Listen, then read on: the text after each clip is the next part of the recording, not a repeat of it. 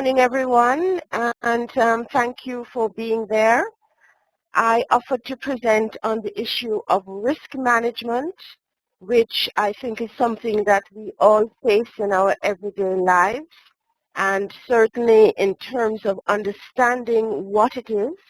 It's the culture, the processes, and the structures directed towards realizing potential opportunities while managing the adverse effects.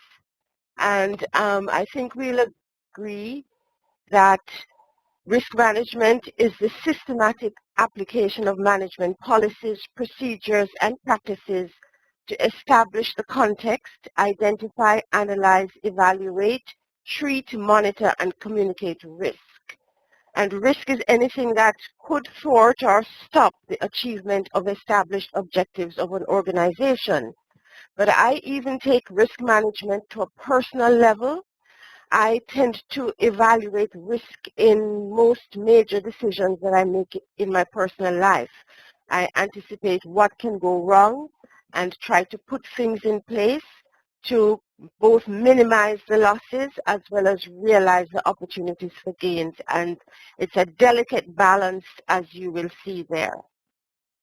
Obviously, there are many kinds of risk that we face in our everyday life as well as in organizations. There is the business continuity, there's the risk of communication, compliance risk when you don't do what you're supposed to do, credit risk to make sure that when you lend money, you get it back, and certainly as persons associated with credit bureaus, that is a primary part of what the service we offer is helping institutions to manage their credit risk.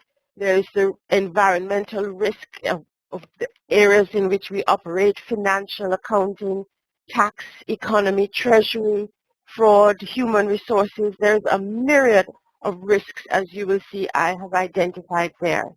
But we're going to focus this morning on enterprise risk management, and essentially doing ERM is the process of identifying and assessing which of those many risks that we identified before affect our or a particular company, and putting the things in place to achieve the company's business objectives, because not doing so could cause the company, depending on the level of risk, to even go out of business. So we certainly here at Credit Info Jamaica take our risk management very seriously. We have a formal risk management, enterprise risk management framework, and the one that we follow is the New Zealand Standard of Risk Management. So every year we go through a process of looking at our enterprise risk management. And essentially the steps that are involved are to look at the various divisions in the company. Here we have operations, human resources, the financial and accounting, and management, strategic planning, and the information and communications technology. And we actually go through a process of identifying all of the activities that take place in these areas and how often they take place, whether these activities are done annually, monthly, weekly, on a daily basis. We identify the risks associated with each of those processes. We look at what level of impact on Credit Info Jamaica if that risk is not managed or mitigated, and then we identify and put in place the controls that could help us to manage or mitigate that risk. Now, there is a saying that says that what you don't know can't hurt you, but we actually believe that that is not so. What you don't know can hurt you. And so what we do is to go through and identify the factors that can in fact hurt us to make sure that we can anticipate them and manage them. It is better that we know the potential risk than that we don't know and that we are surprised. The computer is taking a timeout. Can you hear me? Okay. So in terms of enterprise risk management, how much to do? Because it can be a very involved process. I mean, there are companies that are established to provide consultancy, enterprise risk management services. They charge a fortune to do it. And so it depends on how large the institution is, how many markets they're involved in. I mean, if we're doing risk management from a group perspective as distinct from our individual companies, essentially it's going to be environment dependent. It's going to be dependent on how much emphasis a particular board or management places on it. And you can do it at various differing levels in the institution. You can set up an enterprise risk management committee. You can have a risk manager. You can have a risk champion. You can get so involved in trying to identify risk that you don't do anything and cause paralysis. And the determination of how much is enough is going to depend on the size of the institution and the amount and level of risk that you identify. So the challenge for us as managers is to determine how to strike the right balance, how much enterprise risk management assessment to do, and how much of a focus to place on it. We actually, in terms of looking at our risk, determine which of the activities have a grading that is either catastrophic, major, moderate, minor, or insignificant. And how you determine which activity has that grading is dependent on how much of a loss the company can suffer as a result of that.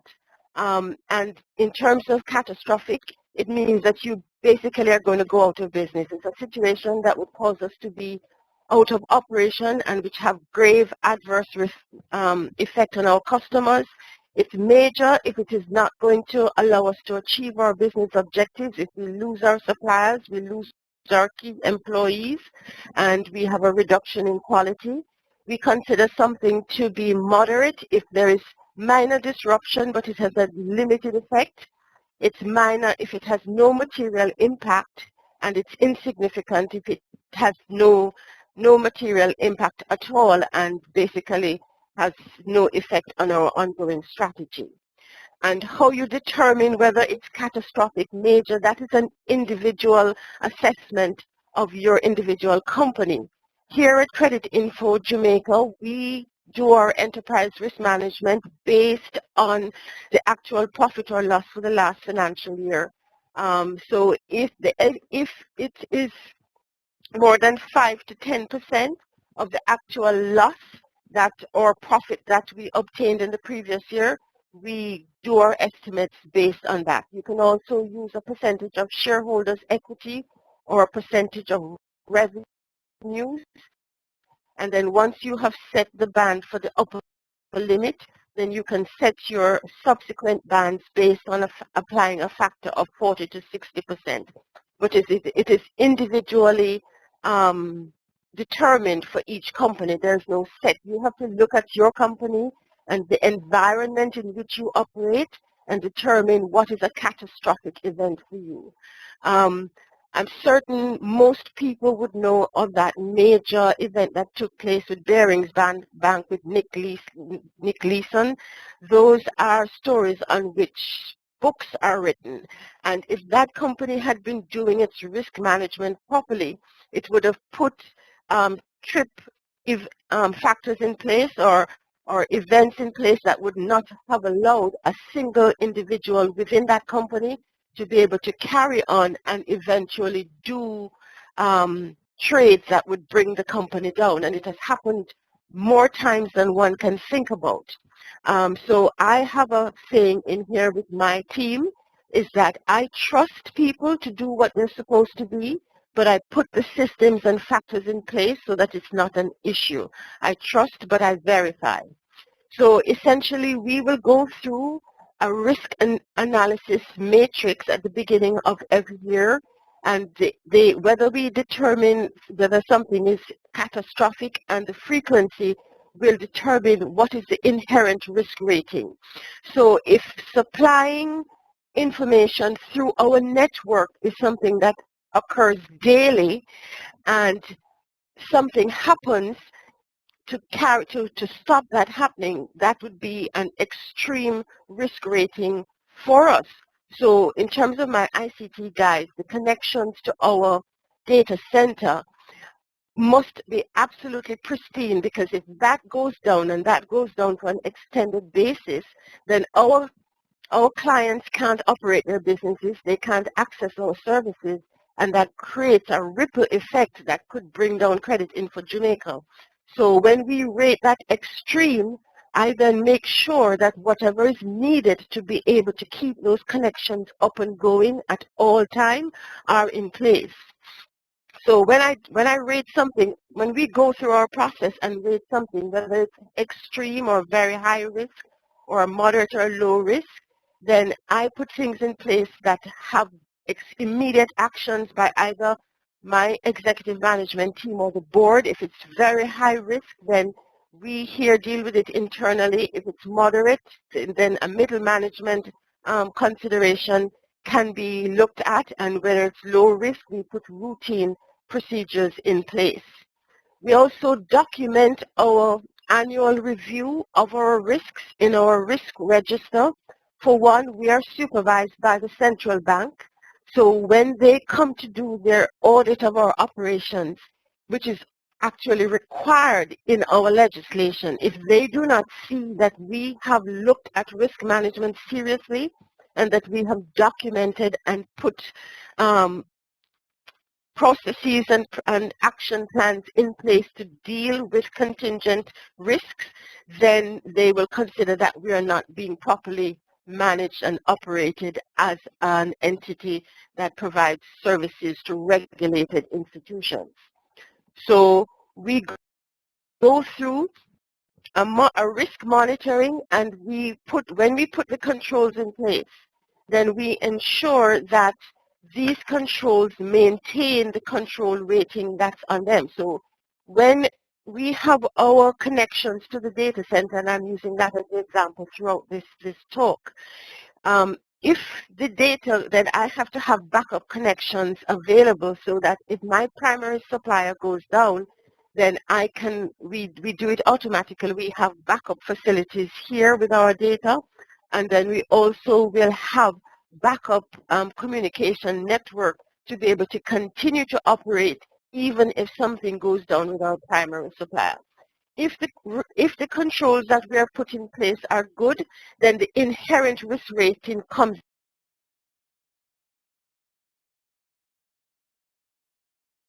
down to a residual risk rating of being moderate. If the risk and control is only assessed to be good, then my residual risk rating is still high. And if I'm putting in only a fair control, my residual risk is very high. So we go through and assess the residual risk ratings to make sure they stay below the very high rating.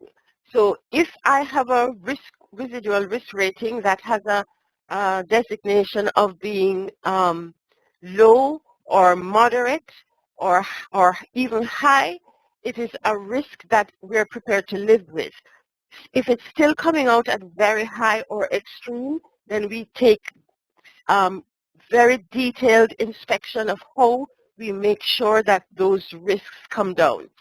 So at the beginning of the year, after we've done our risk evaluation and we have looked at the risk matrix and come down to what is the residual risk, we take those residual risks and then we go through a process of trying to either prevent that risk, mitigate it, avoid it.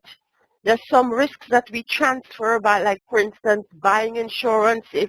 If people are being very litigious and decide to sue us over our credit reports, there's a limit to what we can do because we can't go in and do 100% inspection of the data we're getting. So we will transfer that risk to an insurance company by buying the right amount of insurance. There's some risk that we just can't get rid of, and we determine that we will accept it.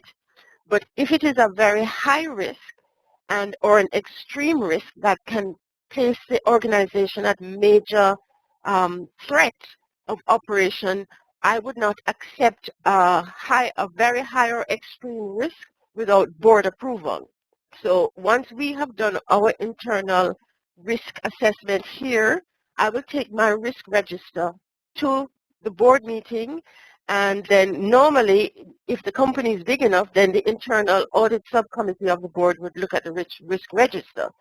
But for a company that has limited board members that don't have committee meetings, the entire board would then determine if they agree with how I have rated the risks in the risk register with the team here, and then they can determine if they will sign off on that risk register the way it is, or if they want us to look at any particular risk in more detail if it is coming out being too high a risk for the company to accept. So when we go through our document, so my risk enterprise framework is documented so that the board signs off on it, and the Bank of Jamaica as our supervising authority can inspect it when they come in. But we don't just do it to be able to present it. It's a living document for us. We go through every year to make sure that we are within range of the risks we're prepared to accept. And once we both look at the documentation to be sure that it is properly done and that we're operating effectively, then we expect that the composite control rating in terms of our enterprise risk is either good or excellent. We're not prepared to accept fair or weak or poor. So as I said, we here in Jamaica, we are required to have an operational audit done by our external auditors annually, and this is something that they require to look at to be sure that they give us a passing grade. So there are questions to ask whether enterprise risk management is different from business continuity plan. We also do business continuity planning. We have a separate business continuity plan that deals with the consequences of realized residual risk. So we know exactly what to do if there is a catastrophic or extreme occurrence, if there is a hurricane that blasts our primary data center. The business continuity plan is written, and there's a copy kept at my house. We have a command center that is external to the operations, and everything is capable of being replicated through our backup facilities. Now, the big issue would be if it's for our backup facilities, if there was an earthquake that took down everything, then what would happen? But we do business continuity planning separate from the enterprise risk management, because the enterprise risk management deals more with the daily occurrences that can affect the company, whereas the business continuity deals with extreme circumstances, and so we consider them to be complementary, with the business continuity planning being the ultimate risk management strategy. At the end of the day, we consider that enterprise risk management is everyone's business. So here at Crediting for Jamaica, as I say, it's a living document to us. We go through it annually. Everybody in their divisions is responsible for evaluating the risk that takes place in their unit on an ongoing basis, and to report to the Enterprise Risk Management Committee that meets quarterly to make sure that everything is as it should be. So we're trying to not only understand the framework for our enterprise risk management, but we also try to live it. So I think that takes care of my 20 minutes, and I hope everybody heard me, because we were having technical difficulties this morning. But if there are any questions, you can either speak them or send me a note, and I will respond.